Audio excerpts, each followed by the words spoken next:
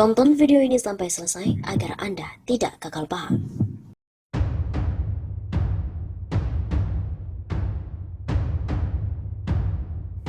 The King of Lip Service merupakan sinyal negara dalam bahaya. Penyematan gelar atau julukan kepada seorang presiden yang membawa nama besar dan martabat negara langsung sebagai legitimasi pengakuan rakyat pada pemimpinnya bukanlah hal yang dapat dipandang secara sederhana, bahkan atas nama demokrasi sekalipun. Meskipun pasca reformasi, kebebasan berekspresi mengkritik, memakai berbagai atribut simbolik, bahkan caci maki dialami hampir di setiap periode masing-masing presiden, namun apa yang disematkan pada Presiden Jokowi terasa memiliki kebenaran suara jiwa rakyat yang teramat kuat dan dalam.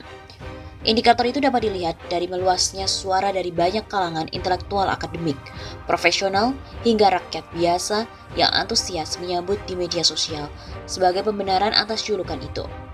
Raja yang hanya manis di bibir, dalam nyata banyak kepahitan yang diberikan. Di samping itu, istana pun juga tak memiliki nalar logika tandingan ataupun kontrareaksi yang setara. Alih-alih mampu menepis referensi yang dipakai BEM UI, malah kesannya menyetujui gelar itu tepat adanya adalah gestur yang tercermin di sana. Istana tentu tahu bahwa julukan lip service itu secara harfiah adalah pembohong, dan tentu saja negara yang dipimpin seorang raja pembohong adalah amat memalukan dan menyakitkan kehormatan negara dan bangsa sendiri. Dalam konteks lebih lanjut, tentu secara konstitusi sangat terlarang kepemimpinan semacam ini dan karenanya sebuah panel pemeriksa perlu dibentuk oleh MPR dan DPR. Hal ini untuk membuktikan apakah benar Presiden telah melakukan perbuatan yang menjadi dasar penobatan itu secara sadar atau tidak. Ini juga menjadi sangat penting karena siapapun yang merasa sebagai anak bangsa, apalagi menyandang tanggung jawab sebagai wakil rakyat, telah menjadi bagian yang tidak terpisahkan di bawah kepemimpinan yang selama ini ternyata banyak membohongi rakyatnya. Penobatan gelar meskipun hanya berupa simbol yang dihadirkan ke depan publik lewat media sosial, tentu memiliki nilai moralitas tersendiri, dan istilah dari raja itu adalah hierarki tertinggi dari penguasa negeri, sehingga tentu merefleksikan citra bangsanya secara langsung. Istana tidak boleh hanya dia membisu tatkala sang raja dinobatkan sebagai pemimpin pembohong, kecuali memang diam itu dimaknai sepakat dan menjadi sinyal negara dalam bahaya dalam kepemimpinan dari sosok The King of Lip Service.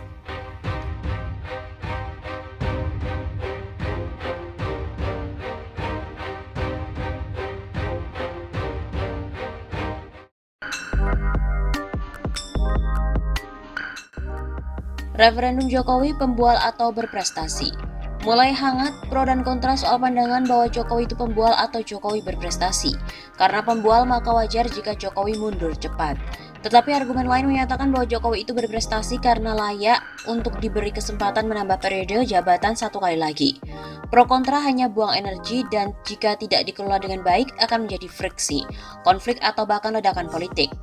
Kasus postingan BEM UI The King of Lip Service mendapat dukungan BEM lain, bahkan dukungan kelompok atau tokoh-tokoh seperti Rizal Ramli, Faisal Basri, dan lainnya. Sementara pendukung Jokowi, seperti Ruhut Sitompul dan juga Kodari mengkampanyekan perpanjangan 3 periode, bahkan sampai 5 periode. Suara rakyat, suara Tuhan, begitu kata Ruhut.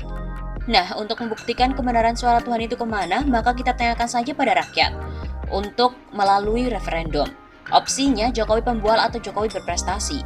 Konsekuensinya jika menang suara pembual maka Jokowi turun secepatnya. Sebaliknya jika suara rakyat adalah berprestasi maka opsi perpanjangan periode dilegitimasi.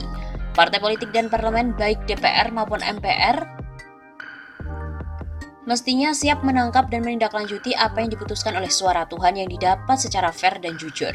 Jika pembual menang, maka pasal 7A Undang-Undang Dasar 45 berkaitan dengan presiden melakukan perbuatan tercela dapat diterapkan, dan jika berprestasi yang menang, maka MPR bersiap melakukan amandemen terhadap pasal 7 Undang-Undang Dasar 1945 soal jabatan presiden. Pendidikan politik dalam rangka membangun iklim yang demokratis harus terus diupayakan. Demokrasi kini telah tercuri oleh para pengkhianat oligarkis, kapitalis, dan juga kleptokratis. Mereka mengendalikan negara dan para politisi. Rakyat harus melakukan terobosan politik dalam menghadapi kebuntuan yang menyengsarakan. Referendum adalah bagian dari proses atau upaya itu. Ujungnya tidak lain adalah amandemen pasal 7 Undang-Undang Dasar 1945 atau penerapan Pasal 7A Undang-Undang Dasar 1945 yang rakyat kehendaki saat ini. Langkah konstitusional harus dijalankan dan untuk mengetahui aspirasi rakyat yang sebenarnya, maka referendum adalah salah satu metode ataupun jalannya. Mengandalkan survei atau polling sudah tidak dapat dipercaya akan akurasinya. Hal itu syarat kepentingan. Pasal 7 Undang-Undang Dasar 1945 atau Pasal 7A adalah pilihan yang menarik, diawali oleh opsi Jokowi pembual atau Jokowi berprestasi. Negara tidak boleh dibiarkan tidak menentu, selalu menjadi gunjingan bahkan olok-olok. Situasinya bagai anomali. Jokowi harus cepat ditentukan statusnya, digantikan atau diperpanjang. Referendum bukan aturan baku, tetapi terobosan.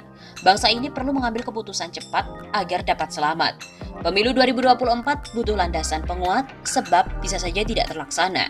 Jika terlaksana pun harus signifikan berdaya guna bagi perbaikan bangsa dan juga negara. Referendum, menurutnya, adalah starting point untuk perubahan dan perbaikan.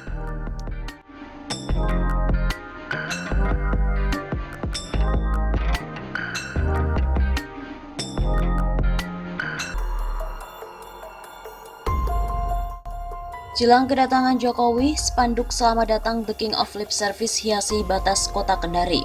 Presiden Joko Widodo alias Jokowi diinformasikan akan menghadiri Musyawarah Nasional Kamar Dagang dan Industri atau Kadin di Kendari, Sulawesi Tenggara pada hari Rabu ini 30 Juni.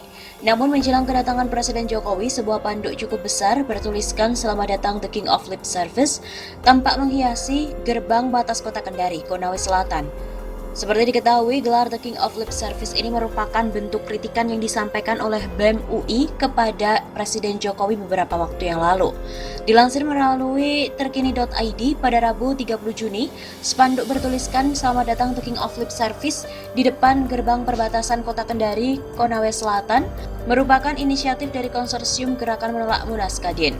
Jenderal Lapangan Konsorsium Gerakan Menolak Munas Kadin yakni Muhammad Fadri Laulewulu menjelaskan bahwa spanduk tersebut merupakan rujukan dari isu kebangsaan yang tidak disuarakan oleh BEM di Kendari. Contoh ada BEM Sesultra kemarin yang mendukung pelaksanaan Munas Kadin dan menyambut hadirnya Presiden. Sejak kapan BEM konferensi pers di ruangan ber-AC tidak ada sejarahnya, ujarnya pada Selasa kemarin.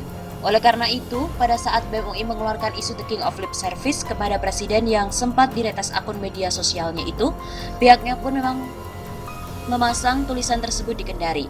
Jadi kami menolak Munas Kadin di tengah meningkatnya pasien positif COVID di kota Kendari. Kedua, menolak segala bentuk kriminalisasi terhadap BEM UI. Dan ketiga, terkait hasil tes TWK pejabat KPK. Fadri juga menjelaskan bahwa setelah pemasangan spanduk selamat datang The King of Lip Service di batas kota, tak lama kemudian spanduk itu dicopot. Jadi tadi poster The King of Lip Service itu saya pasang sekitar jam 3 sore, namun 1 jam kemudian pada saat keluar untuk memantau, posternya sudah dicopot. Begitu pungkasnya.